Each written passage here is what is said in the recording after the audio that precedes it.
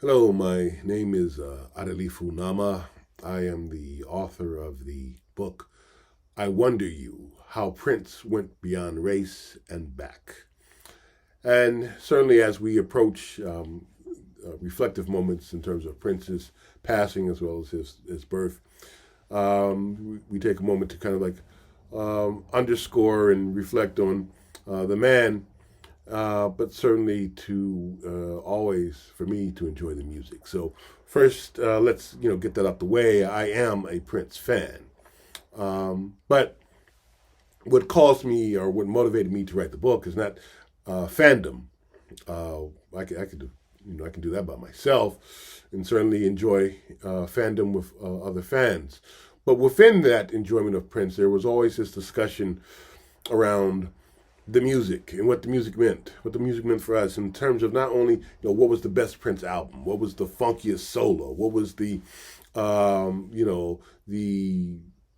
most exquisite guitar solo, and what was the funkiest riff that we can refrain and call on and talk about and compare. But within that comparison and within that discussion, there was also this debate around Prince's audience, his shift of music and tone from one particular style to another that often had racial implications, and particularly around his engagement with hip hop. And certainly my peers were very much rooted in a hip hop b boy sensibility, and so there was always a type of friction when Prince was a point of discussion around his contribution to music and our appreciation of it. And I didn't really see that in books and discussions around Prince. And so I wanted to, I guess, put my hat in the ring, so to speak, and bring that type of flavor and discussion to Prince that wasn't merely concerned or following a lead to find that secret of secrets that everyone wants to have this aha moment of revelry behind the purple veil. We finally get see behind the curtain and find out something beautiful or even something tragic. But the thing is that we're finding out something that in the end Prince probably wanted to keep to himself. But it is what it is, and so we'll have that. And I hope that what my particular work brings to the game is a type of honesty, a rigorous attitude, a openness to what you'll find or not find. And one of the things I found for me when taking on this task about Prince is that I had set out to be, pretty critical. I was going to not be sort of blinded, if you will, or like the siren songs, to not be able to really be rational about my approach to Prince. And I was going to really, not be, snookered by the princeness of it all, if we can use it as a phrase. I'm sure my Prince fans out there will get what I just said. They'll understand it's a feeling, a sensibility. Being overwhelmed by Prince is very easy because he's so prolific.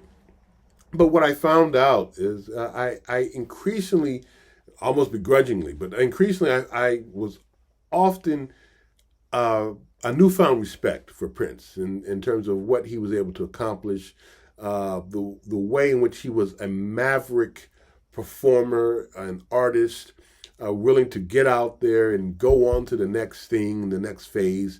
And that's a very difficult and very bold and very courageous thing to do as an artist, to not go back to the tried and true, to leap out there and try to do something different and try to not just give you the sequel to the sequel for the sequel, and then when you get fed up with the sequel, we make a prequel. And so I appreciate Prince for that. Not to say that he was perfect, not to say that he didn't make mistakes in terms of along with so much of his work that was put out. Certainly, there was issues of quality control, but we put out that much work. That's going to come with it.